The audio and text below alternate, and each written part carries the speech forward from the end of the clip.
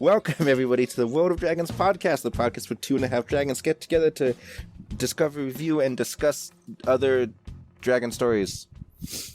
Other dragon stories besides the one we're living in right now. I am your host, Ray, and with me, as always, are the other dragon and a half, Dilatan and Bantam. How's it going, everybody? It's going. Taking it one day at a time. I mean, whenever anybody responds to that with "it's going," I was like, "Oh, what's wrong?" It's the code word, like living the dream. It's like, okay. My train of thought. She is derailed. What book are we reviewing today, Ray? I don't remember. Shit. Yeah, I'm Ray. This is Dilatan. This is Bantam. We're dragons. Rawr. This week we're reviewing a very special book. Feathers of Gold, which is the first in the Dragons and Skylines series, and it's special because the author is actually a friend of ours. I almost said in person. No, we have not met her in person. We've talked to her. She's a member of our Discord. She listens to our podcast, and so I guess disclaimer, like to everybody, like, hey, even though she's a friend, we are going to be honest. We will try to be gentle, but we're going to be honest. And I mean, when you say we're going to be gentle, that's not a good sign, is it? I mean, the book has. I know, right? The book does have some problems, but it also has some positives. No, I'm just imagining, because like I'm gonna fix all this up in recording for the normie people, right? But like she's gonna listen to the raw file, and it's like, oh, wow, that I bet you that comment just spikes her anxiety. The core of the thing is, and I told this to Ray, you wrote a book. Like, congratulations! Like that's more than I can ever, claim. That's something I wanted to say too. Is like, hey, like, end of the day, you have something that you've written that exists. Like, I talk a big game. Or like, I'm gonna write this and I'm gonna write that, and I even bought a corkboard to help plan out my stuff. It's like, hey, you still did more than me. Yeah, that corkboard's never gonna get used. I guarantee it. No, it's gonna get used. We went out to Office Max and bought a big corkboard so that he could lay out like Charlie from Always Sunny with like pegs and string and not that complicated. Not that complicated, but he wants something to organize his thoughts, and so he got this gigantic. I'm like, if there's a scale, like every author's on a scale of pants and planner. I am way off the deep end on planner. I am completely on pants. Disgusting. I mean, I wrote down... Me sitting in my fortress of cards with notes on them, hissing at you like, how can you pants? How can you pants? Dilatan, where do you sit on the scale? As far as... like, writing at the seat of your pants or writing with a full plan? Okay, I've tried writing at the seat of my pants, but then after, like, the initial, like, maybe planning I've done in my brain, once I reach that point, it will devolve into complete and total nonsense. So you probably lean more toward Ray's side? Mm-hmm. I do heavily lean towards Ray's side. Not corkboard conspiracy side, but, no, that was just me making fun of Ray. It's not going to look like that. He has a system, and he and I both worked on the system, and it's actually a really good system. You have the major beats of your book written on note cards and whatever. But if you are putting notes on a corkboard, it is going to eventually turn into a conspiracy board. That's just the natural evolution of these things.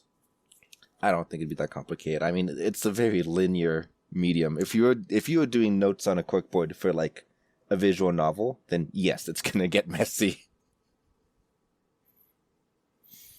Anyway, before we get into it, do we have any dragon news?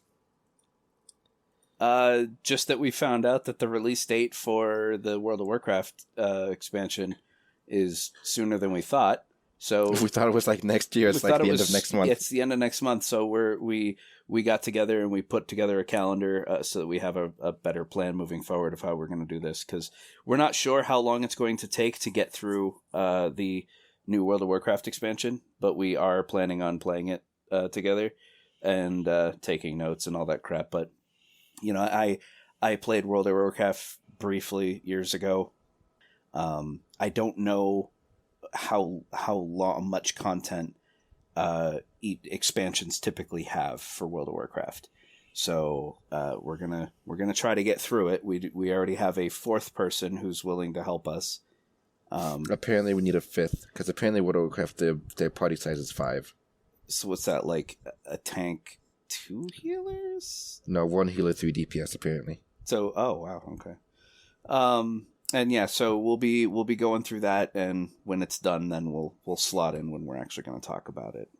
We'll see if we can get Twitch set up somehow, so we can stream while we play it. Yeah, we could just do it in the Discord. That'd be easy, but like, I don't know how to use Twitch, and when Bantam tried, it crumbled. So we'll see if we can figure it out. But like, Twitch at least would like save the VODs and stuff. No, listen, if you want to see us play World of Warcraft horribly, you can join our Discord. And this is the free shill, because you don't have to pay anything to come in here. I'm just really excited because the one thing that matters most to me is cosmetics and customization. And they're like, we put so much work into these dragons. You're going to be able to make a totally unique. And I'm like, I'll be the fucking judge of that. I want to see Dilettante create himself in that game. Other dragon news, I guess I could mention that Golden Treasure's mod tools seem to finally be coming. They seem to be being worked on, though there is no set release date yet. And it's a very like, I don't want to get my hopes up in case it suddenly dies again, but it's like, hey, there's actually like stuff happening, so like fingers crossed, I guess. And I gave birth to a boy. Dilettante laid an egg. I laid an egg. His name is Timmy. He is the spikiest egg I've ever seen. Gross. All of this is gross. It's only gross with context. It's gross without context. Is it though? Maybe. You like egg scenes. Yeah. Dilettante has kidney stone problems. Oh, so many kidney stone problems. Which is why this episode's coming out a little late. Yeah, for the live audience, that's why we postponed by a week. He was in like agonizing pain last week. Anything else to put off reviewing the book for a little bit longer? No. All right. So let's talk about the writing style real fast. Okay. What do you guys think about the writing style? What? You're still throwing me under the bus? All right, fine. I'll go first. So the writing style to me was a little difficult to follow, but it seemed like it was written more. This is going to sound strange. It's kind of how I write, in the sense where I a lot of times when I'm reading a book, I think that the author is being incredibly flowery and using nonsense words that sometimes people don't understand because they want to sound more intelligent. I don't like that. I write as if I am as the author narrating what is happening in a scene using, down to earth language that everyone can understand. And that's not a criticism. That's a compliment for me. Because it's an easier book to read. However, on the other hand, there were a lot of instances of the wrong word being used in a situation that kind of would. There were times where I would have to go back and reread a sentence, but while I was reading other books for this podcast, I'd have to go back and read entire pages because the structure was just so fucking out of nowhere.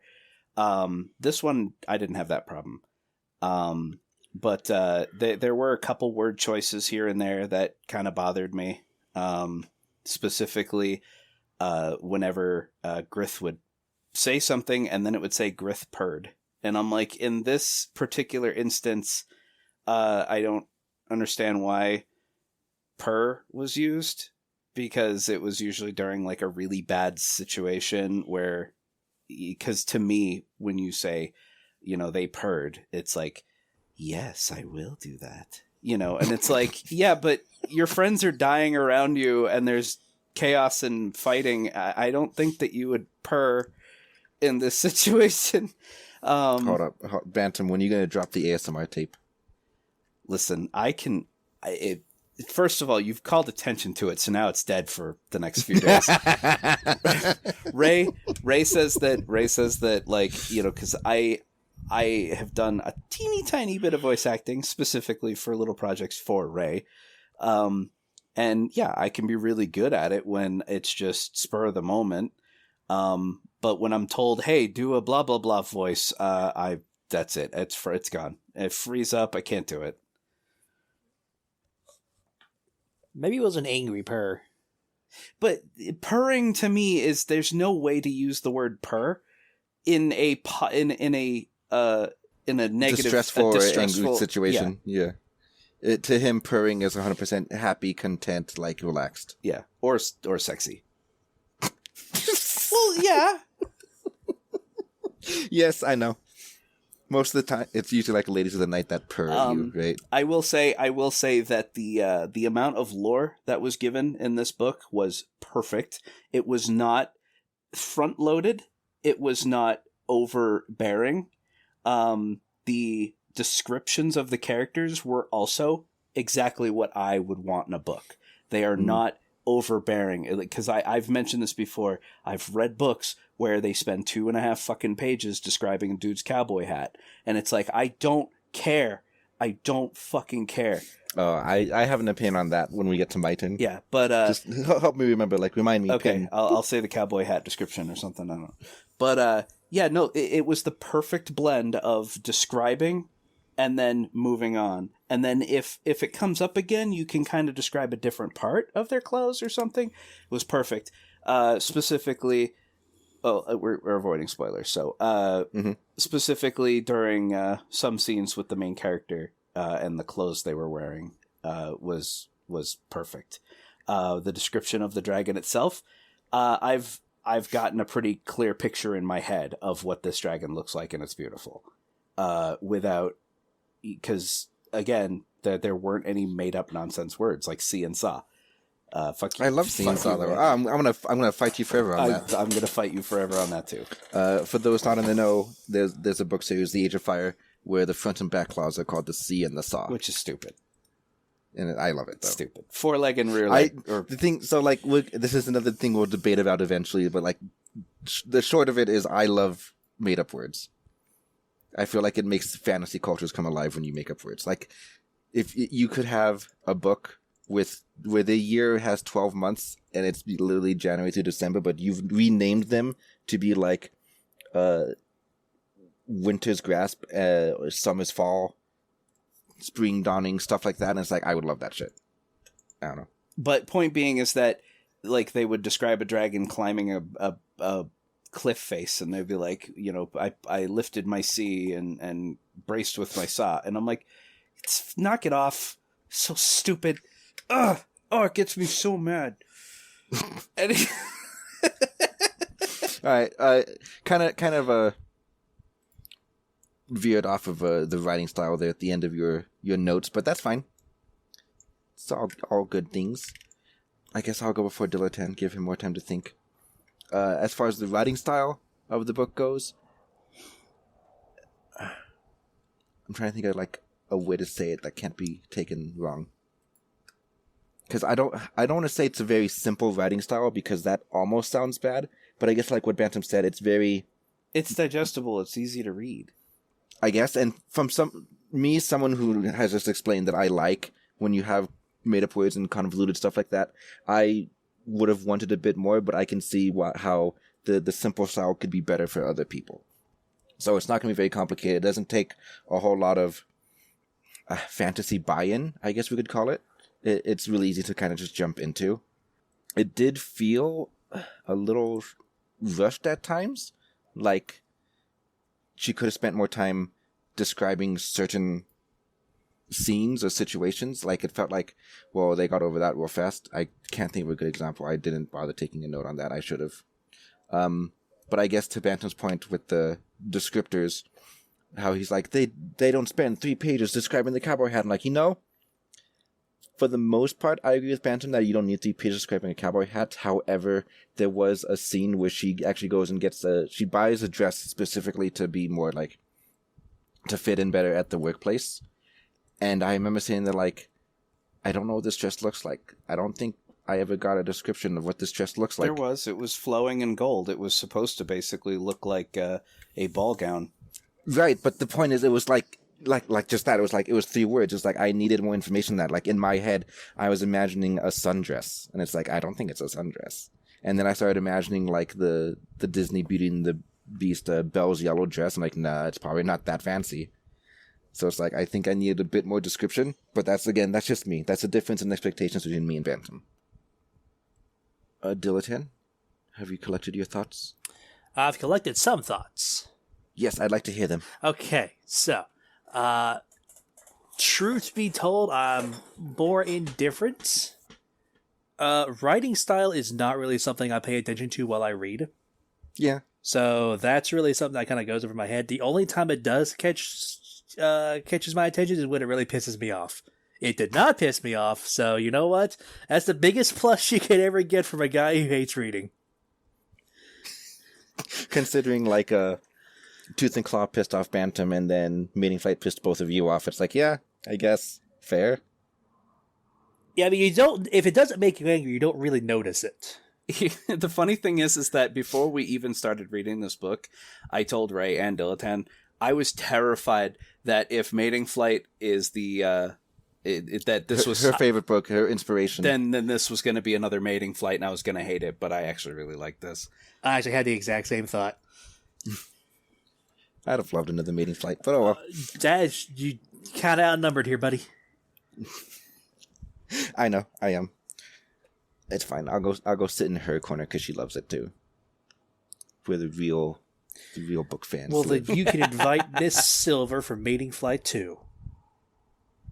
Eventually the Discord will vote on that book and you'll have to read it. Yeah. Listen, Discord, I will personally... No, you cannot... No. You cannot. Come on! You cannot. No threatening to eat the Discord. No threatening, no harassing, no. I was going to bribe. No bribes. I wasn't going to harass. I think bribing is a type of harass. I'm going to bribe you. Positive I'm going to bribe you with you continuing to live. See, Bantam gets it. The only real complaint I have about the writing style of the book is definitely there were a handful of grammatical errors. Sometimes a word was repeated. There were quite a few misspellings, but like the type of misspelling where like it's still a word, it's just not the word you wanted in the first place anymore. Yeah, one example that Ray sent me was, and he sent a little snip of it, and it says, quote, "For years, GMI has been planning for years." So it's like you used for years twice. There was a couple more towards the end. I didn't bother clipping because those sentences would be spoiling, but there's just a couple hiccups like that caused my if reading is cruising down a highway, and I'm cruising along at 50 miles, 60 miles an hour, I suddenly hit a speed bump, and going at a speed bump at that speed is not good and kind of derails everything. It's like, wait, what? And you have to like go back and reread the paragraph. Yeah. It really disrupted my flow, but beyond that, it's not a big deal. Yeah. It's just, it could have used another editing pass is what I kept telling these two. Yeah, there was another instance toward the end of the book where, so, you know, we talked a little bit about this with DM Gilmore on his book. You know, no matter how hard you look and no matter how many editing passes, you're still going to get a typo or two that slips through. But there are some typos where they really shouldn't slip through. One particular example that I saw toward the end of the book was the word wizards, WIZARD apostrophe X. And it's like, I'm pretty sure any Word document, you know, anything that you wrote with would highlight wizards as a typo. Maybe it's the gender neutral term of wizard? Yeah. Slap you, Diletan. Oh, I have a sticker for that now. Oh my gosh, Diletan, you can't just say that.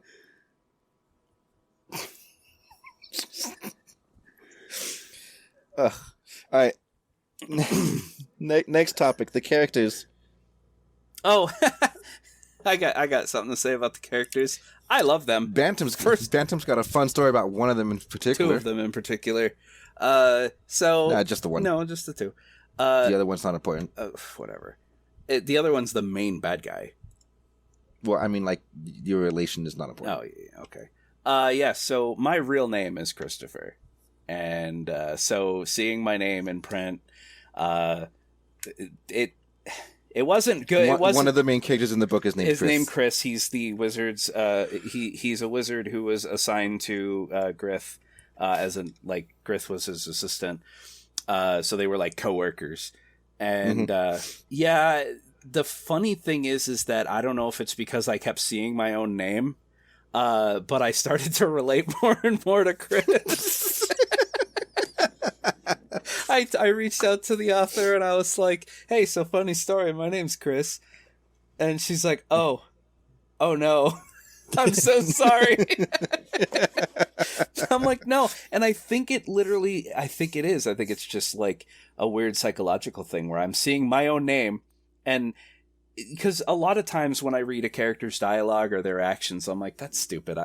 If I were in that situation, I wouldn't do that.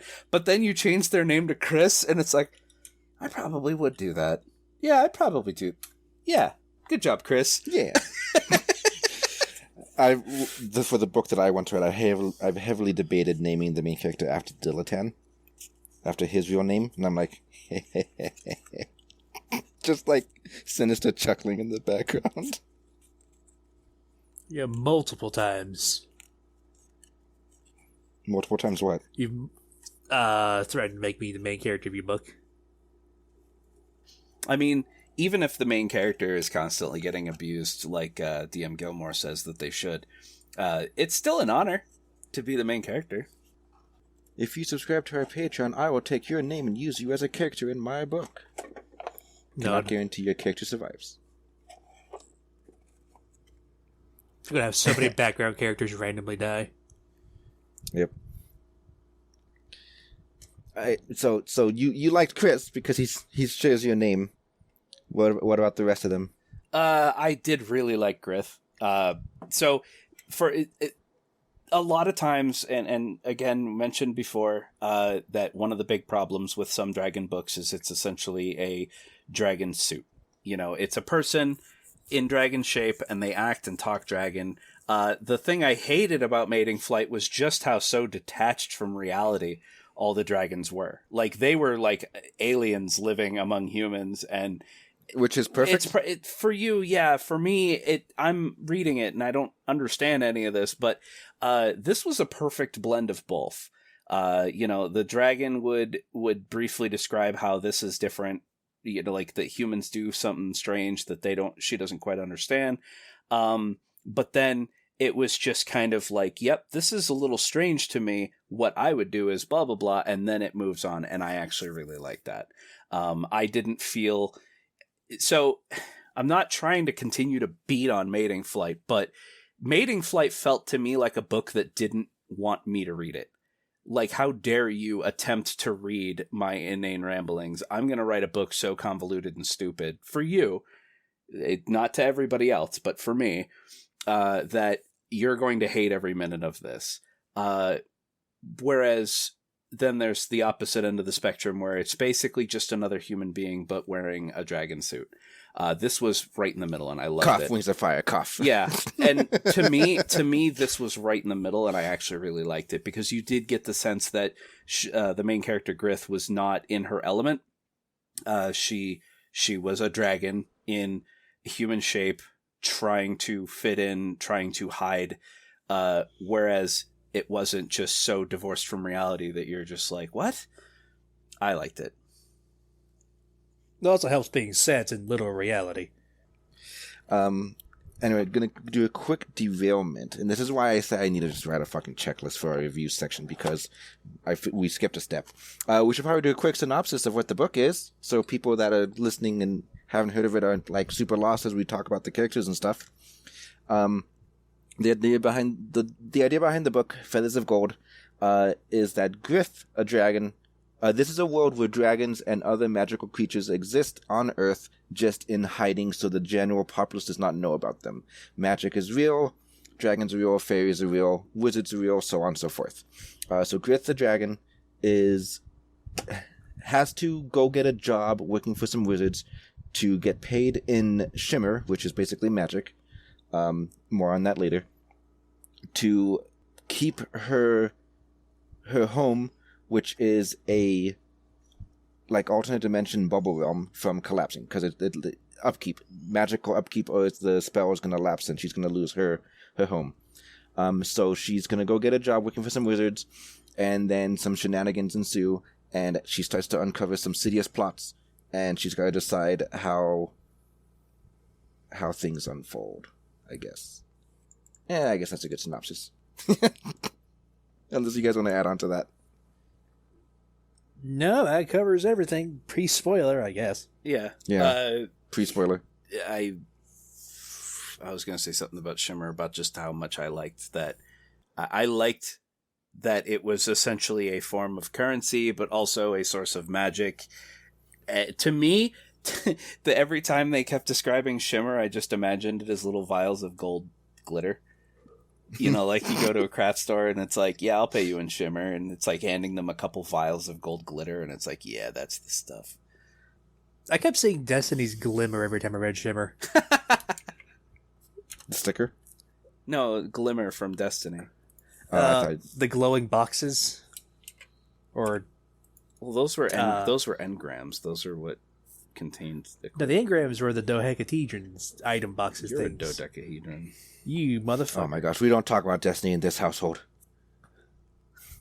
It's relevant to the book.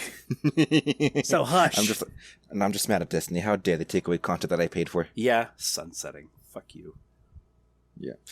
Anyway, so yeah, it's okay. Back to the topic that we paused, so I could give the quick synopsis. So the characters.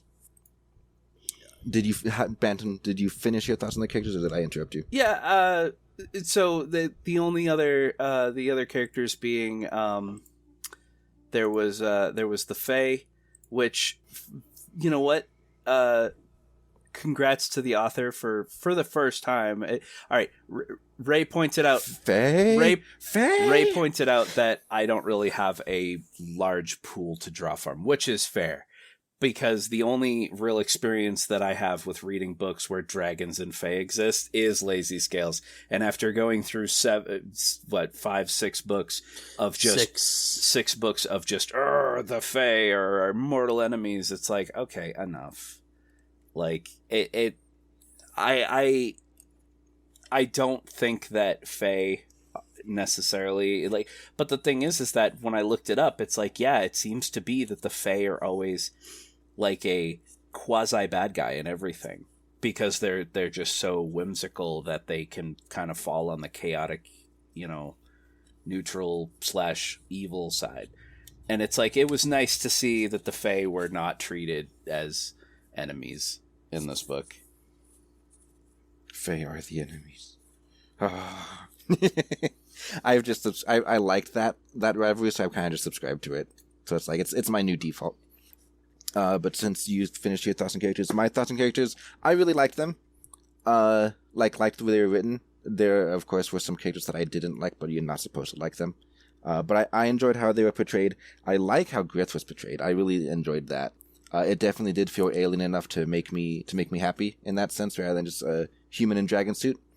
And yeah, so it is there is a bit of shape-shifting at the beginning, which I have always kind of razzed on, and you know what?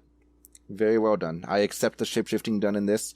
It was actually necessary to the story, rather than just being a way to just hide your dragon, which is like, what's the fucking point of the dragon then?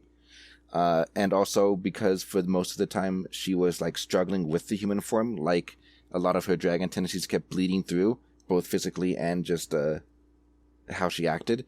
It's like, yeah, okay, good, thank you. It's not just a boom, hey, here's a human, and I'm going to tell you it's a dragon, you're going to have to believe me. It's like, no, you actually did it very well, so thank you. Clap, clap, clap, clap, clap, clap, clap. Clap, clap, clap, clap, clap. Dilatin? It was kind of jarring with Grith trying to be a dragon and a human. Like, I was kind of expecting her to really pick up on the nuances pretty easily. I'm not sure if the fair way to describe it. Like, maybe I missed something here, but I'm assuming this was Grith's like first time amongst humans. What? He's talking specifically about the difficulty in maintaining the human shape with the shift stone. That is this the first time she's ever had to use it? Yes. No, I'm talking about the mannerisms of trying to eat food and learning how to walk and stuff like that. It was explained that I could be mistaken here, but correct me if I'm wrong. It was explained that her parents basically kept the house, the bubble realm, like stable, but they left and they've been gone long enough that she's starting to worry about the stability of the bubble. So she needs to go out and make money to sustain it. It wasn't literally her first time. It was her first time for extended periods of time and out amongst other people, rather than in the privacy of her own home, basically. And so she was not familiar with using the shift stone as much as she had to use it.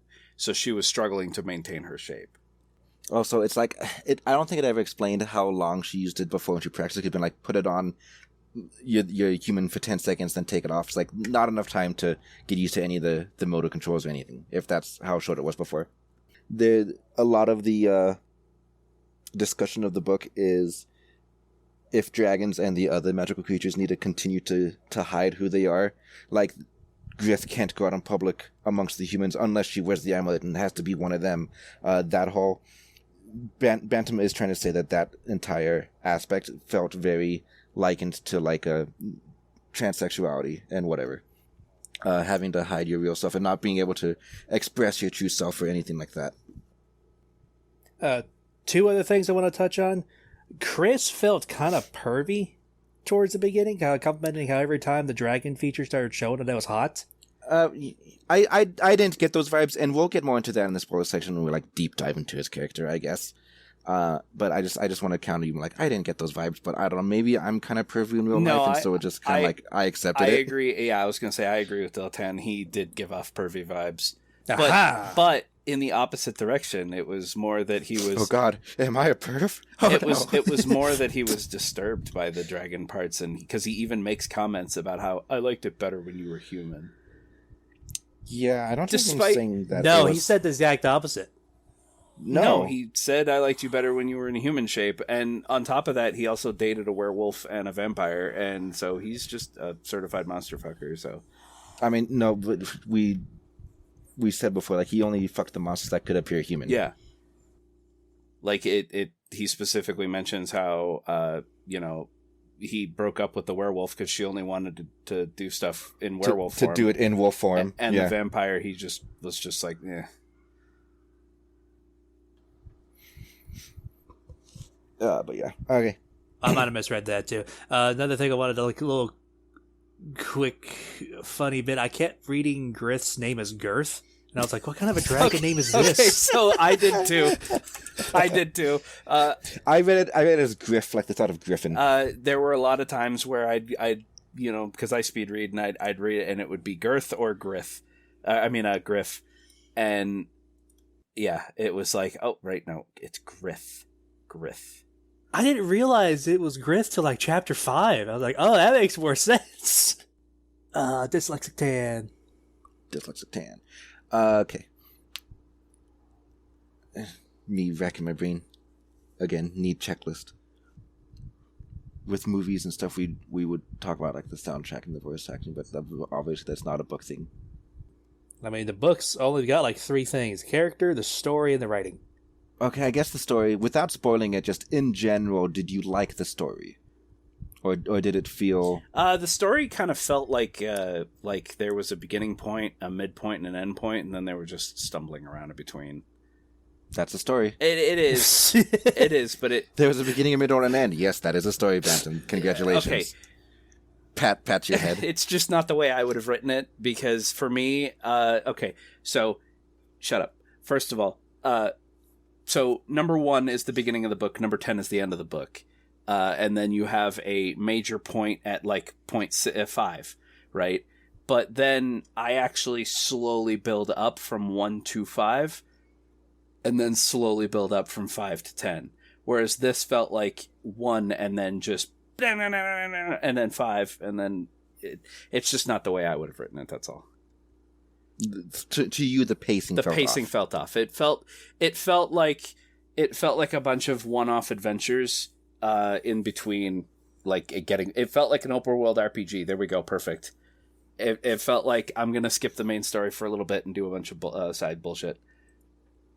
I guess I kind of lends to my point on how I felt like it could have been a bit longer. Like she could have spent more time on certain scenes, so it didn't feel like so stumbly around. Like more transition scenes. We needed more transitions between the different quests they went on, to use your RPG analogy. All right, here's Dilettante's quick opinion. This is all you get. Honestly, it was padded out too much. Oh, you thought it was padded out too much? I thought it wasn't padded enough. You're the kind of person that likes to stretch things out to like 1,000 pages because you don't want stories to end. So of course you never thinks it's enough. Ray's the kind of person where you take a book, you drop it from a 3-foot height onto a coffee table, and it breaks the fucking legs. Ray likes books you could kill someone with. I need chunky boys. Yeah. So one thing that I'll point out is that so we bought this book on Kindle, and Kindle. I have to use my iPhone, and my iPhone claims that this book has 316 pages. So I was like, yeah, it's about the same length of a normal book, right? Because Lazy Scales was usually between like 320 and 360. Until I remembered that they format it to fit your phone screen at a certain type size. So I had also bought, in preparation for another episode we're going to do, the book that I really wanted to do, which is Battle Dragons, Basil Broketail. And when I looked at, I was like, I wonder how many pages that book has. That book has 567 pages, which, again, it's formatted to fit a phone screen, which means that this book is actually considerably shorter, because I can compare how many pages my phone says the book is to the book that I have on my shelf. And the book I have on my shelf is the same length as Lazy Scales. So this book was actually shorter than a Lazy Scales book. I got really upset because I was trying to look up word counts on different websites for different books, and everything, Amazon mostly, just gives, I think Goodreads does it too, but they just give page numbers. I'm like, page numbers mean nothing. That depends how you format it. Give me the word count. Yeah. God damn. I assume that would be... I mean, I guess that would be up to the author, but the fact that no author ever provides word count? Why yes, Banton, the author decides how many words are in their book. No. Shut up. Oh my god. You're like intentionally trying to make me sound like an idiot. Listen, I write a book and then I give it to the author, to the publishing company. The publishing company is not going to have the forethought to ask me how many words are in the book. I would have to be like, oh, by the way, this book has this many words in it. And then I feel like it's the seller's an option, decision to let the customer know word count versus page count, because it's how the website's formatted. One of our patrons says that he has the DocX, so it's about 100,000 or 90,000 words. Now I need a word count of another book to compare that to. Lazy Scales would probably be the best. Dilettante, what was your favorite thing about the book? Let's do our highs and lows, and then we'll do our spoiler break. Should we do the high and lows during the spoiler section, though? Oh, yeah, probably. What if my favorite part is a spoiler? Yeah, you're right. All right, so okay, maybe we should do our spoiler break now. Yeah, all right, so, Dilettante. What? That was a weird sound. So, the book itself, the writing, X out of 5 stars, and then for the universe, would you live here? Writing 3 out of 5, universe no, because it's real life. It's not. More or less. It's not, though. What if do you have with this Dragons and Fae? It's anything that's really just like more just modern times, but with hidden magic. 0 out of 10. I mean, if I got a shapeshift to live, I enjoy I'm not contemporary fantasy. No, if I got a shapeshift to live, fuck that. All right, I will go next. Out of 5, 4 out of 5. Would I live here? Yes. And the reason why is because this book's setting is basically my perfect idealized setting. in the sense where technology exists, cell phones, the internet, computers, TV, but also magic, and really powerful magic at that. I'm not talking about just like, oh, I shoot a lightning bolt. So I like worlds where technology and magic are two different ends of a spectrum, and people fall, you got magical creatures which fall in one end of the spectrum, and then you got humans who have no magic and fall on the other side of the spectrum. I love that shit. And the fact that these magical creatures have special places they can go to just be themselves. The concept of the, what was the name of the bar? The key. The concept of the key, super fucking awesome. I won't ramble too hard about it, but like way back in the AOL chat room days, the medieval tavern where you go in there and describe your character, and it was like everyone was welcome because you're a magical creature or not playing a human or whatever. I loved it, and it's like having a place like the Key in real life where you can walk in and it's like, oh shit, there's ogres and trolls and wizards and dragons, and it's like, oh, non-humans can come here. I love that shit. I'm just nodding along, but nobody can tell I'm nodding along. So I just have to like verbally throw it out there, like nod, yes. One day we'll get webcams. Martin, you done? Yes. Okay. Hold on, remind me, what star did Dileton give it? I'm just curious, and I kind of blanked on the number. I didn't hear the number either. It was 3 out of 5. Okay. I'm gonna say 3 out of 5 also. It's like, so 3 out of 5 stars, but then like living here, yes, because I did love the world. Like I loved the universe, the world building that she did. I love the magic system. I love the fact, I like contemporary fantasy, which is, the modern day setting that Dileton doesn't enjoy. I like the fact that it's real life with all the magical people in hiding. It gave me American Dragon Jake Long vibes, which I loved. And then to Bantam's point with the whole magic and science together, recently I've been getting really into, like, I'm going to call it the Final Fantasy setting, mostly Final Fantasy 15. You got cars and guns and airships, but then you also still have people using swords and crossbows and throwing spells at each other. It's like, that shit's cool. It is really cool. Like, character A's got a gun, blam, blam, blam, and character B's like, I'm going to block with my sword or my magical force field, pew, pew, pew, right? Like, that shit's cool to me. So I loved the world building, and actually just for the world building itself, I would have given it 5 out of 5. But like I have to dock at some points for the editing mistakes and stuff. I'm sorry. Yeah, they Dileton and I actually just watched a review for a game the other day, and it's kind of the same setting and why I like this setting. The game was called Arcanum, and Arcanum of Steamworks and Magic Obscura. And it's a very old game from the very early 2000s. And the whole core concept of the game is that technology and magic exist side by side, but directly opposed to each other.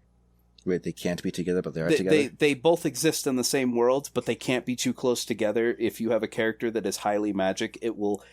Essentially, imagine you are a wizard, a super powerful wizard, and you're walking through a factory. The factory is going to start breaking down and exploding because the magic will cause backfires in the technology. Yes, tech gremlins. I understand the concept. They actually describe how there are trains in this video game that you can use to fast travel around. But if you're magical, you have to sit on the back of the train as far away from the engine as possible because they don't want your magic backfiring into the engine. Yeah, magic segregation. It's literally the magic TSA, and they have to determine. What if I sit in the front and don't give it my seat? Then you cause the train to malfunction, and you are arrested. You will be in the blast zone. Yeah, you'll be in the blast zone. Basically, the idea being is that you radiate so much magical energy that you're causing problems with the technology. I know. Just my mind immediately went to a bunch of jokes that are probably not appropriate. Yeah. So I do like the concept of tech and magic existing in the same setting, but they both have their own problems with existing together. This doesn't really seem like any problems other than just if we do it, we're going to get murdered by humans who have puny guns, and we have the power of nature on our side. Wait, you talking about I'm talking the book about the or book. the game? Okay, we switched back to the book. The games, actually, and magic disrupts the natural law in order to make spells work. So if you're near a machine and you just cast a spell, the laws that make that machine work suddenly stop existing. So magic affects physics, and so you're fucking with machines which are built to function under a certain aspect of physics. Exactly. Okay, I get it. Thank you. You're welcome. All right, but no, Dilettante, like, as far as the book goes, you're like, the humans are going to shoot us with guns. It's like, they can't stop us. We got freaking time magic on our side. Yeah, so what's with all the worry and secrecy? I don't know. We'll ramble on that. After the break, we're going to take a break. Come back and we'll talk about spoilers, but you should actually pause the episode and go read the book yourself, because books are fun when they're not spoiled. That is true. do. I can't remember the song I used, but I love the song. It's your favorite song. How could you not remember it? You always want to do breaks just to play the song. The intermission song is my favorite. I have considered, like, I'm going to find someone who does music commissions, and we're going to get an actual theme song for our podcast. It's going to be the new opening song, but, like, I'm not changing the intermission song. I love that song too much. It's going to stay forever. And the ending isn't really a song, but it's like the rain sounds make it so peaceful. It's like, I love the ending song too. I don't even know if you guys know what songs I use, because you don't listen to the podcast after we record it. I do not hear my own voice. I refuse to hear my own voice. I'm sorry. This is the way of the world. This is the way of the dilettante. Says you have the best voice. You should hear it. No, I have the worst voice. Your voice isn't that bad. It is to my ears. If we get enough patrons, we will force all three of us to do ASMR videos. No. I'll do it. Just slapping that down right now. Hell no. Yeah. If we give Dilettante's ASMR is just him eating chicken, and you can pretend it's just a dragon eating some corpse or something. I don't fucking know. I'll do ASMR for Patreon supporters. I'll fucking. I would like to try ASMR, but I don't know if I could do it. Like, I would do it, make a fool of myself, and people are like, "Nah, sorry, we like Bantam better." And then I'm like, "Oh, I'm sad now. I'm gonna go sit in the corner." Wait, what? They like Bantam? Who said that? I'm just saying that's what I envision happening. Oh. Like, we would all release a video, an ASMR video, and they're like, "Oh, we like Bantam the most, yay!" And then Dilettante's the second best, and I'm just like, "Oh, okay, I'll never do this again." Yeah, the fear of and the thing is like, I'd feel bad for you. I'd be like, no, guys, because like I wouldn't actually get sad. It wouldn't actually break my heart, but it would spike, like, okay, so here I am doing podcast stuff, putting my voice out there in the world. I also DM for Dungeons & Dragons, and I try to do voices for characters sometimes, but the concept of all of that is still terrifying to me. So, like, if I tried to do something like ASMR and didn't immediately get people like, "Oh, this is amazing," I would just be like hyper embarrassed and be like, "I'm never doing this again. This was a bad idea." Do you have no idea how terrifying it is? The few episodes I've tried to do like a dragon voice and even like edited the audio file to be like deep and growling, rah, rah, rah, right? Terrifying. Dilettante, you think you cringe into black holes? You should try and edit the podcast. I would cringe into a black hole. That's why I don't edit. He would just edit himself out of the podcast. I really feel like you guys should edit one just so you can see what it's like. It would no. I would be in such a tight singularity I couldn't touch a keyboard. Ray, I will edit this one. I'm gonna make. We sat down with the calendar. We're like, all right, so this is what we're doing for the podcast for the rest of the year up until January, and one of the episodes is Dilettante wanted to have just one where we talk about like all the runner-ups, basically. Like, here's a dragon that exists in this thing for 2 minutes, so we can't do a full episode, but we're gonna talk about this guy for 5 minutes, and so like the 30 honorable mentions of dragons in media, right? Dilettante wanted to do that, and best idea, Dilettante, you're editing that episode. The one where I talk the most? Are you fucking insane? Yeah, because there'd be less to edit because we're just riffing. We're not like, oh, that should have been spoiler. Oh, this should have been here. This should have been there. That shouldn't be said. You know, like, it's just us riffing. It would be a lot easier because you could just remove blank spaces, and if we told a really off-color joke, which we do, you know, you just remove that. If you become a patron for $5, you can hear our terrible, not politically accepted jokes before we remove them. Mostly the Ray's. Funny thing is I listen to podcasts where they are just they say some of the most horrible shit, and they're just like ha ha ha ha, and then they move on, and I'm like, you left that in there? Braver than I am. People edit podcasts, dude. Okay, some of the ones I listen to, they definitely don't edit them. I'm like, okay, There's one podcast I listen to frequently called The Dollop, and they talk about periods of time in American history, and yeah, they don't really edit their podcast. There's so many problems. Also, holy shit, could we ramble any harder? Let's get back on topic, guys. This was... Where are the train tracks? We lost the rails. Oh shit, there they are over there. Let's go. Back on the train. Choo-choo. I don't fucking know.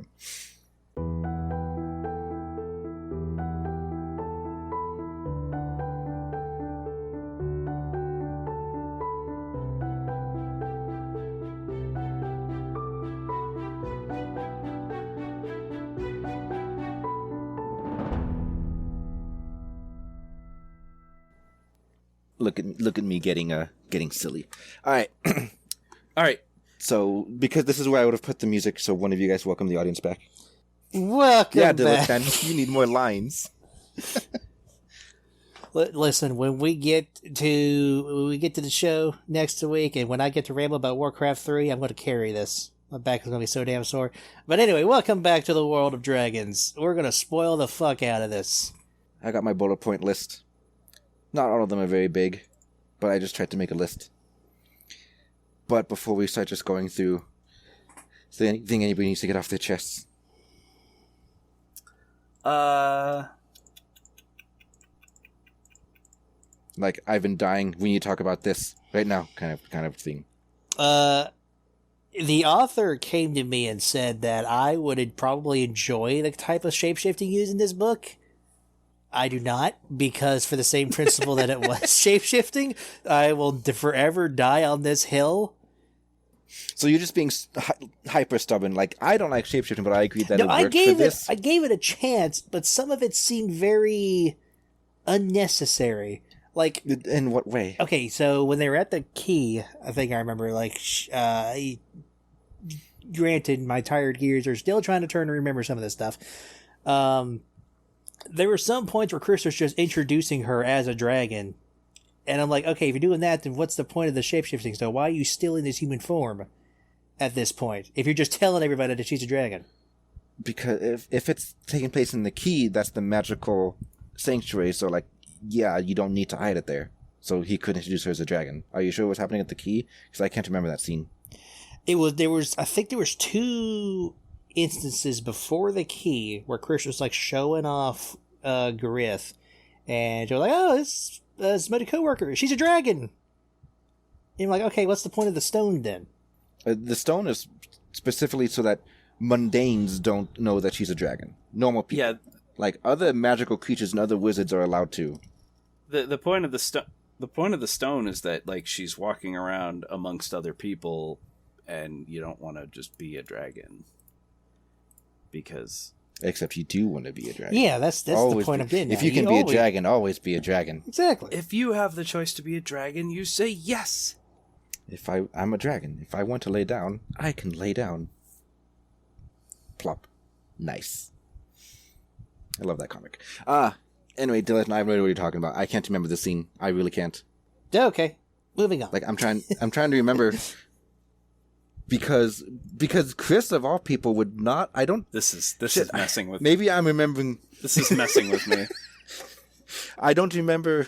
It could just be my memory being just as bad as yours. But Chris of all people would not introduce her as a dragon because he generally doesn't like magical creatures because they're all like subpar to human/wizard kind. Like, especially like Paul was like, you keep that fucking stone on. If you have to stretch your wings, you make sure you do it in private. No one can see you, right? Like, I thought that Chris was similar, so like I can't remember ever a time where he would be like, oh, this is Grith, she's a dragon. Like, I'm racking my brain and I can't remember. You're gonna have to learn to bookmark things so you can like cite the actual like page numbers to me. Can you bookmark in? Yes, you can. This is the first time I've ever read anything in Kindle. I don't. Yeah, and you can also highlight passages in Kindle, and then you can search for your highlighted passages, so it'll bring you straight back to them. Oh my god! You can. That is really cool. Bantam leveled up. Well, listen. All right, like, I'm old. If it wasn't a paper book, then it was the first generation of e-readers where it essentially was just, here's the book. You couldn't do anything except swipe left and right. Are you crazy? This is 2022. We have that technology. I mean, I wish it could be 2077. I could just slot it into my brain. No cyberpunk. As far as the shape-shifting, I actually really liked it. I will never like shape-shifting, but I accepted this because it worked. It actually was important to the story progression, and it was handled in a realistic way. Because so every other thing where they're shape-shifting, they're just like, oh, boom, I'm a human now. I can walk around freely with impunity. And it's like... Yeah, again, in most things, the shape-shifting is an excuse to hide your dragon. It's like, why would you hide your dragon? And in this one, it was done out of necessity. She didn't necessarily want to do it. And she was constantly just trying to contain herself within this form at the amount of times where, like, just random bits and bobs were coming out and stuff. And it was like, oh, I loved it. And like when she gets to, so she goes to a clothing store because the clothing that she's wearing is like just ripped and tattered from all the times that like a wing pops out or her claws catch or whatever. So she goes to a clothing store to get something more appropriate. She gets the dress, but she just starts undressing in the middle of the store. And he's like, no, you can't do that here. And she's like, what? I thought the sexual organs were down there. And he's like, yeah, but your chest, what about it? Like, he's like, you can't show skin. Yeah, you can't show skin. There's actually a quote that like I wrote down because I liked this quote. Like, this was good. Like, I can't remember the exact context. It might have been in the dressing scene where you're talking about, but it's at my skin. Do humans find skin that interesting? But it covers so much of your bodies. If dragons were turned on just by seeing feathers, no one would ever catch a meal. How did you conquer the planet like that? I think that was when they first met and they were doing. No, maybe it wasn't. I don't know. Yeah, I have to write down. I told Dilettante, write down page numbers so you can cite to me. I need to cite you that too. I just have the quote. I need the context. Sorry, Dilettante. I apologize. But yeah, I loved that. That was funny. Join us next week for a discussion on human nudity and like why people are being so prudish about it. Nudism. 10 out of 10 is the way to go. That being said, I do enjoy fantasy works where dragons are wearing clothes. I think it's fancy as fuck. You're so like weird. Everywhere, all over the place. Yes, I hate clothes being needed, but I love it when they wear clothes. Because it's a fashion. It's an option used for fashion. It's not because I must cover my shameable area. It's like why would you be shamed? But it turns into I must decorate my mundane body. Yeah. It's like, I guess a similar argument would be like when there are schools with school uniforms. It's like, shit, I don't know where I'm going with this. It's like people don't like the uniform because they want to express their individuality by dressing the way they want to dress and being able to put like little pins and stickers on their shirts. I don't know what kids wear. The thing is like I don't agree with school uniforms, but I am a very good devil's advocate for things in general. And yeah, the devil's advocate for school uniforms is that listen, it's nice that you want to be yourself and you want to express yourself, but if you expressing yourself is creating a distraction in the classroom, then kids are not going to be paying attention. I love the concept of dragons wearing clothes because it helps them express themselves. It makes them stand out from the crowd. And it's like, this is my fashion. This is a bit more of representation of who I am based on my choice of apparel or whatever. Now, see, the best way to fix that, you get... what's the term? I don't think fiber optic, but basically, like, you get rainbow scales. It's like normal. Yeah, you keep yourself normal. Rain wing, waff, waff, waff. Now, see, when a dragon wants to mate, they pine cone, release their scales, and then just release like rainbow reflections everywhere. Release their scales? You mean like shoot them out? No. We had to talk about this. You remember that little comic where a dragon sees a fly, it gets scared, so it starts raising its scales? I understand pine coning. Yeah, so they pine cone when they're ready to mate. and they step into the light, and the light like starts shining off different patterns, and that's how they differentiate themselves. Like, you don't have to wear clothes to do that. This just in: dragons are iridescent disco balls. Hell yeah! The concept of the safe houses, again, I like that because it gave me big giant American Dragon feelings. You know, magical and mundane worlds living together, but the mundane can't know about the magical. I feel like that was entirely just nostalgic love because it was very similar to that old cartoon. Which old cartoon? American Dragon. Right. Jake Long. I only times. really saw that like maybe three episodes ever. The art style bothered me to the point where I couldn't watch it.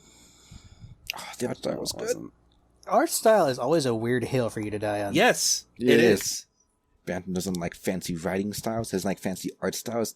You're the most boring person in the universe. I mean, probably. The bubble realms for the dragon houses, quote houses, because I don't remember. Was it primarily because Earth is too small and they need more space, or primarily because they have to stay hidden? I think it's primarily just to stay hidden.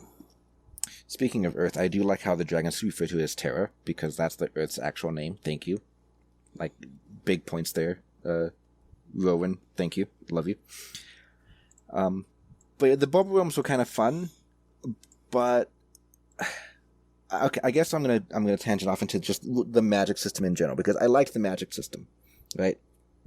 I thought it was cool, particularly the fact that, for lack of better words, your mana you got from various things. Like, humans got it directly from the planet. It's kind of just in the aether. They kind of just pull it out, whatever. A dryad, fae / dryads. I feel like the only fae we saw were dryads. Get it from their grove, and then dragons get it from precious metals and gems.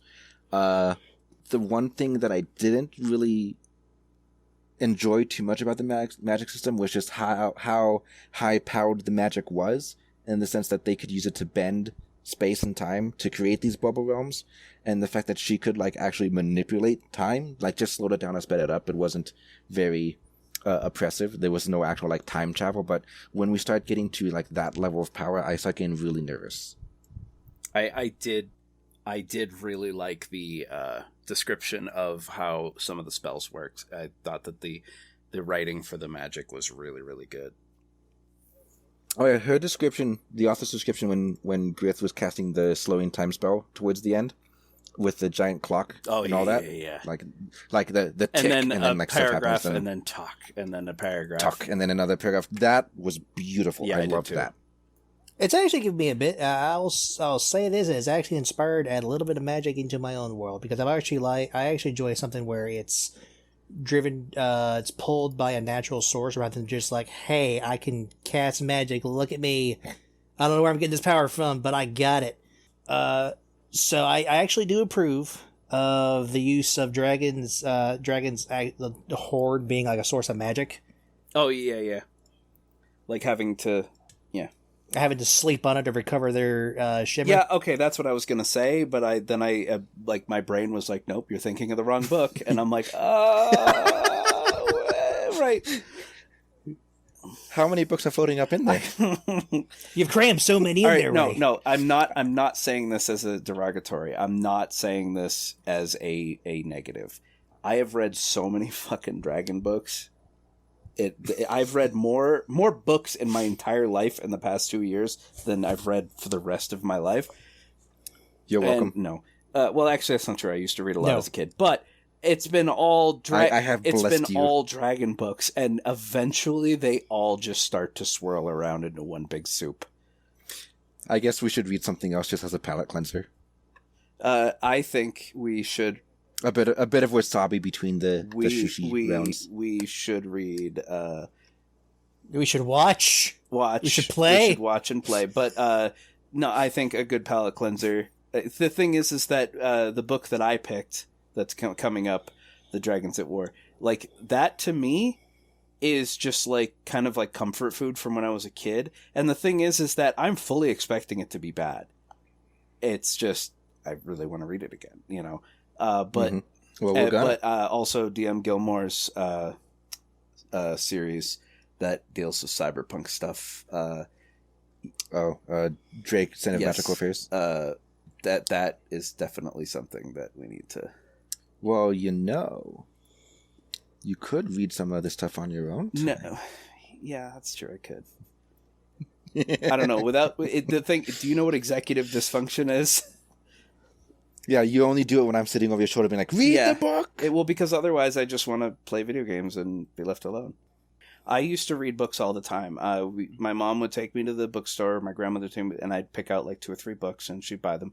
Like Tor fantasy paperbacks and stuff like that. But then you get to school, middle school, starting in middle school, and they're like, okay, well, in this class we read 15 books a year, and here's the list. So make sure you're reading these books. And it's all the fucking dumbest, most boring shit ever. Like, I don't care how influential it is for society. Grapes of Wrath is a fucking horrible book. I hated it. To Kill a Mockingbird is a stupid book, and I hated reading it. And it's like, I don't need these heavy, thick fucking books to pollute my love of fantasy. Yeah, so the thing is, I was assigned to read very few books. Like, most of it was like, just pick what you want and then write a book report on it. But so there were very few that we were told, you have to read this book. To Kill a Mockingbird was one of them. And while I understand the importance of the book, I understand why it's a big deal. And I do think people should read it because it is a big deal. I will get back to I did not enjoy it because I don't like, I generally don't like that genre, the historical fiction, I think it's called. Generally don't like it. It's just not interesting. I really do need my magic and dragons and stuff. There was one time in middle school where we had to read Pride and Prejudice, and instead Jesus. I decided to risk the F and read Pride, Prejudice, and Sea Monsters, which was essentially the same book, watered down and then with fantasy elements in it. And I read the whole book, and I did a report on it, and I got an A. Because they didn't change names or locations or character relations, they just added tentacle monsters, and so I was like, yay!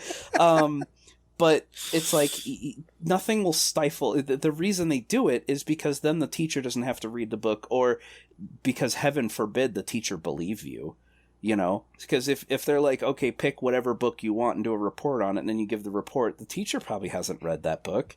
So they're just... my teachers didn't care. As long they could kind of just tell, even if it was all a lie, the amount of effort I would put into the report, that's all they cared about. Was just effort. My teachers didn't. My teachers would only let you read books that they themselves have read so that they could immediately go, you didn't read the book. And it's like, that killed... The only thing that propped up my love of reading as a child was getting free pizzas. And once that was gone... I didn't want to read books anymore. I just legitimately didn't want to because I wasn't being rewarded for it. And yeah, some people will be like, well, it's its own reward. Not when video games came out, and it's like... Video games have ruined our society. No, they could not give me no pizza would make me read, for obvious reasons. Well, all right. Pizza Hut used to be... They had nothing to give me. What if it's a pizza with chicken on it? Dilettante. Pizza Hut used to be AAA top-tier fucking pizza. They used to bring it... You used to sit down at a table with a menu, and they'd bring you your pizza on a hot plate, still cooked, still hot. And... Okay, boomer. I'm dead serious. I know. I actually remember doing that too. I'm making fun of your age, and I'm pretty much the same age as you. So it's like, yeah. Getting a free pizza from Pizza Hut was a big fucking deal. Yeah. Holy shit, tangents, right? Hey, no, we're reviewing a book, and this is about books, so this is it is about it's books, an appropriate tangent. It's appropriate. It's still a tangent. It's like, I guess I just, like, as far as talking about the book itself, the one that we're supposed to be talking about, it was rough to get through certain parts, but I did not hate this book, and I definitely still I kind of want to have like a Google Doc where the three of us can rank the books and we can have like a running tally, so every time we do a new episode we move them around. But yeah, a running tally of our top 3 faves and our top 3 most hated, because I feel like we should have something like that when we like update it, because the thing is, like, when I ask you guys, rate this X out of 5, and if you would live here, it's like, well, I guess I'm going to put this as a 5 out of 5 because it's the only book I've read so far. So it's like, some of the early stuff was like, would you still rate it as high as you did then, having read what you've read now? Well, I mean, you can have multiple 5 out of 5s, you know. I know, it's just like, rating is relative. But I would put this in, I would put this right now in my third spot for most liked books, I'm counting all of Lazy Scales as like one entry. I'm not going to say, I'm not going to put all 6 books and be like, rank those. It's just the setting and the thing. The second place would be Dragon Hack, which we haven't done for the podcast yet, but Lazy Scales being number 1. But as far as my most hated, still Mating Flight, and then Tooth and Claw.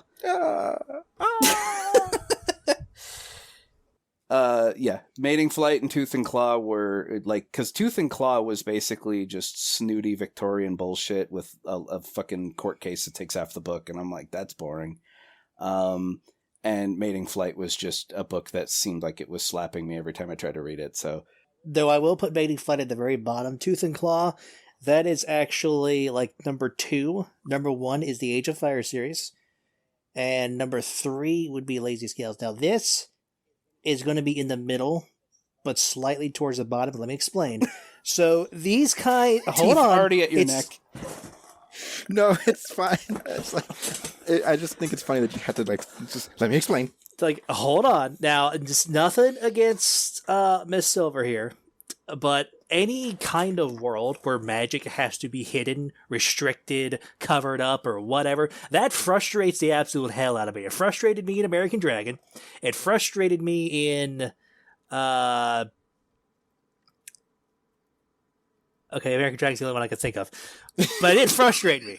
Like, I want it to be everywhere. I actually have never seen Harry Potter Teresa Dix, so I can't really comment on that. What the Bantam, how are you surprised by this? Look, listen. Not reading Harry Potter is okay. It is, again, a genre that would not appeal to everybody and is only really forced on people at this point because of how popular it got. It's not even the movies. No, I haven't seen the movies, and that's what made That's what I'm upset about. I don't give a fuck about the books. It's the movies. My brain immediately goes to books when we're talking about stuff. So it's like, yeah, you need to get on our movie level, scrub. Yeah, I'm above you in movie level. I have a CVS receipt length of list of movies that I just force still attend that I have to. And it grows every day. Yeah. Put that list next to the list of movies that I need to watch, and mine is like super short. Like, I'm above Dilettante on the movie tier list, okay? You're the lowest Here's ranked. Here's the thing. Dilettante's list is a mile long. Ray's is a few inches long because I know for a fact he's not going to enjoy 99% of the movies I want to watch with him. Dilettante at least gives it a try. Yep, because I love him. And he turned it into a trap. I just know if he doesn't like it, does he stop you halfway through the movie? Does he like suffer through the whole thing? I think he suffers through the whole thing. We keep the rule of after half an hour. I think we did stop a movie once, and I don't remember what it was, Dilettante, but I think we both like around the exact same time went, "Wow, this sucks." And oh, wasn't it the Green Eggs and Ham series we tried? Right? Yeah, it was the Green Eggs and Ham series. It was like, this is boring. Yeah, no. Yeah, they hyped the shit out of that. But back to the topic. I want magic to be everywhere. I do not want it hidden like some super secret society or some, like, bad boogeyman humans are like. Like, I want to drive down the road, go to work, look up, and there's just fairies and dragons in the sky. I could say hi to a tree while I'm delivering Little Debbie. I want that shit to happen. Well, I don't want to hit it. Here's the thing. Realistically, why it has to be hidden is actually described in this book. It's humans immediately attack and kill anything they can't control. If they are threatened even a tiny bit by something, they have to destroy it. And the reason why is because humans are a perpetual growth species where their short lifespans make it so that they don't have to pay attention to the constant. I actually learned this from the review of Arcanum, and the main villain actually says it, and it's pretty fucking poignant, and it kind of fits for this book. Humans have such a short lifespan that they will do something without thinking about the consequences of what that will mean when they're gone. they will just do it because they can, and they will keep doing stuff without ever thinking about the long-term effects.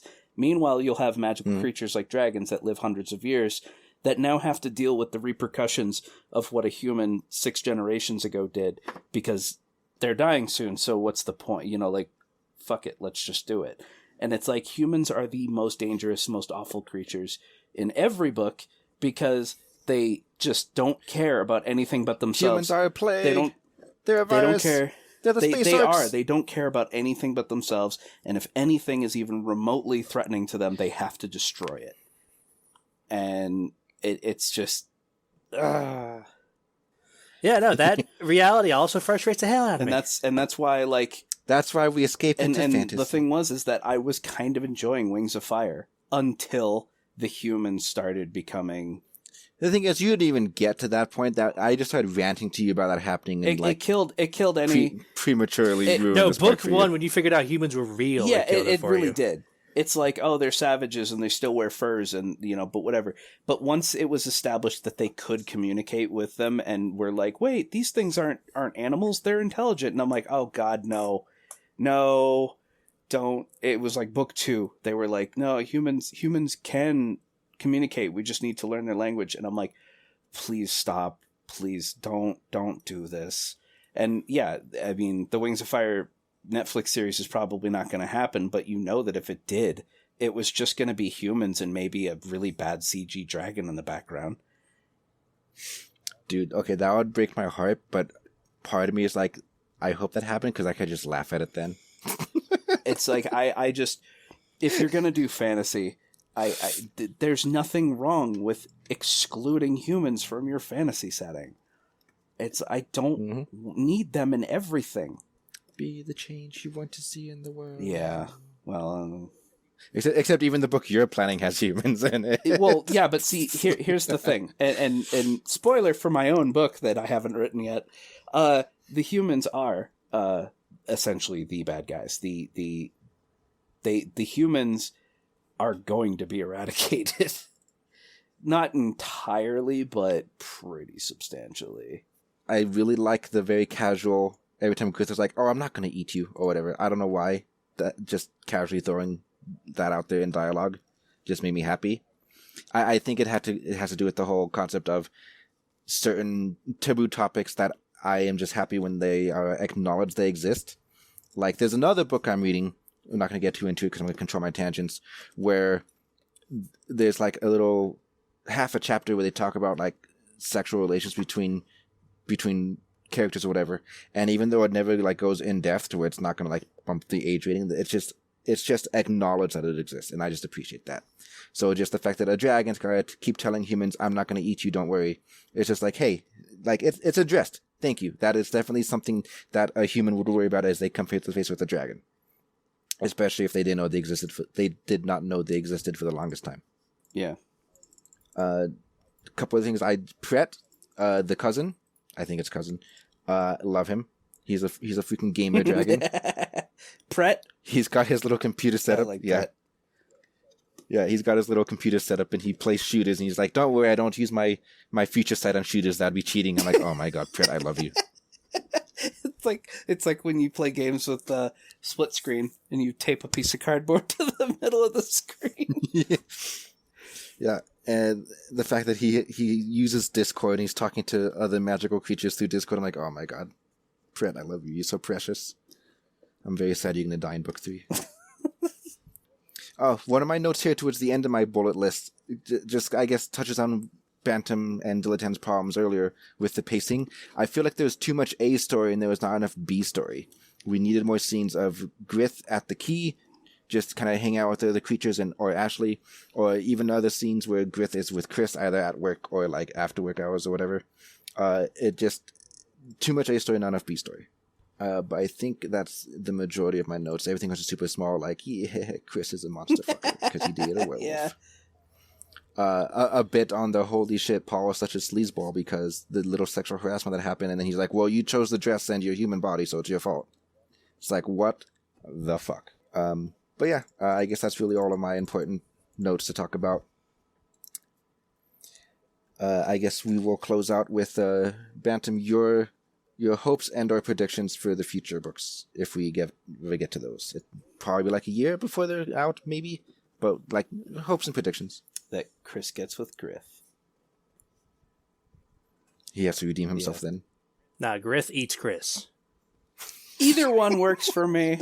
Opposite ends of the spectrum. Either one works for me. Is that all? That those are your only predictions / hopes? Yeah, pretty much. I don't like making predictions because you don't. That's so much fun. Because then if they don't come true, I'm disappointed, and I take that out on the book, and that's not fair. Yeah, I guess so. I think that's part of the fun. But yeah, you do you. Diligent, do you have any? Well, I was gonna. Our audience. Wait, the books haven't been released yet, right? This is the only one in the series, right? Yes. Oh, then Teresa, Nix, what are you going on about? I'll like the other two books. He's a beta reader, and he talks with the author and is being fed like lore and stuff, like to get opinions. Like, hey, what do you think about this? What do you think about that? Does this flow good? Well, my one prediction was going to be that magic becomes more prevalent in the land, which apparently happens. I go to her author page, and the only book on there is this one. So yeah, the other two aren't out yet. It's all like advanced copies that these other guys, and I just go to getting. All right, then my prediction is I want it to turn into like book 2 of the Legend of, or no, it was book 3 of the Legend of Korra, where the spirit realm and like the magic world and the regular world fuse, and there's like fucking monsters living amongst humans. 10 out of 10. Minus the giant tree growing everywhere. I mean, there could be a giant tree. You don't know. She seems to be pulling from most of the mythologies, so who knows? Maybe we will see Yggdrasil coming out of nowhere. Hell yeah!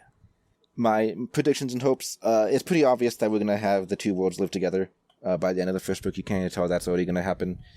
I guess I really.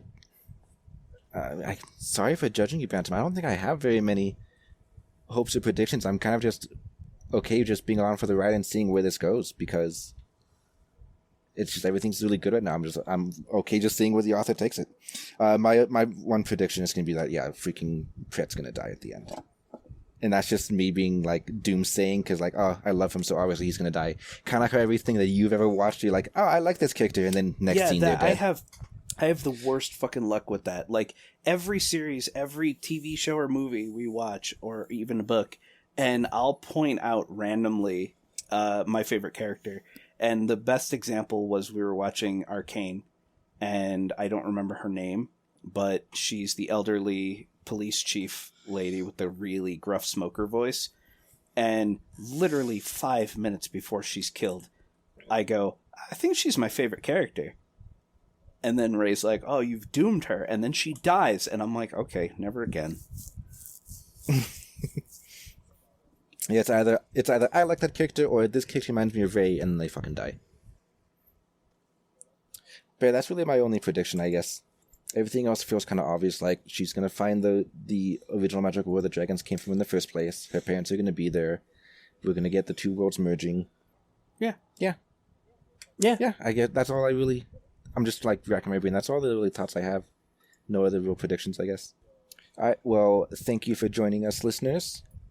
We hope you enjoyed probably our most tangent-heavy episode, honestly. No, I don't think anything holds a tangent line to, what was it, book 5 of Lazy Scales? That book was almost entirely tangent. Okay.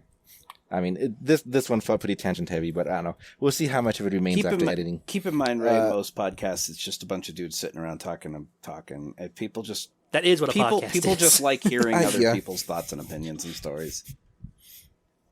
People like my opinions, even though they're spicy? Well, some people like spicy food. Yeah. I know, I feel like if I just, I just dropped the reins, let the horses go where they want to go, the episode would be 4 hours long because of Jesus Christ, the amount of tangents. We'll have to start recording every week instead of every other week. Nope. One episode is the review content. The other episode is just us talking about bullshit. I mean, that wouldn't bother me as much if I didn't have to come prepared. But Yeah, no, if I could just come and bullshit, fuck yeah. Dorks. Anyway, again, like rewinding. Thank you for joining us. We hope you had fun. The next episode, we're going to be doing the Netflix series Drifting Dragons. Yep. I have no idea how important the dragons are to that, but this is something that these two wanted to do, and they've been such good boys lately that I am relaxing my death grip on the podcast. Let's let Dilatan go. I gotta fly. All right, Dylan can go. Bantam can tell everyone else where to find us. All right, bye, Dilatan. Goodbye. Goodbye, Dilatan. All right, so we have a Twitter. It is @officialwadpod. We have an email if you'd like to email us questions to the show. It is wadpodcastmail@gmail.com. We do have a Discord, which will be linked in the show notes. And we do have a Patreon. And the Patreon is... They changed the Patreon website, and I don't like it. So I need a bullet list of topics to cover when we're reviewing stuff. You need a bullet list of our social media to plug at the end. And our Patreon is World of Dragons Podcast, where if you subscribe for $5 a month, you can listen to us live and listen to the unedited nonsense. Yeah, you think our normal show is nonsense? Wait till you hear the raw stuff.